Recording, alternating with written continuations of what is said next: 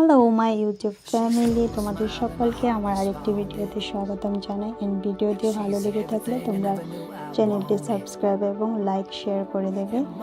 আমি আজ একটি বিয়ের পিড়ি ডিজাইন করতে চলেছি। অ্যাকচুয়ালি এটা বিয়ের পিড়ি ছিল।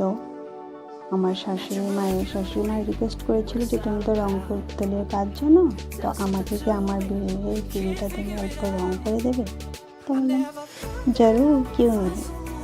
তো আজকে পিড়িটা নিয়ে বসেছি ডিজাইনটি করতে, এবং বহুত পুরনো, আই থিঙ্ক 29 ইয়ার্স ওল্ড এই পিড়িটি ছিল।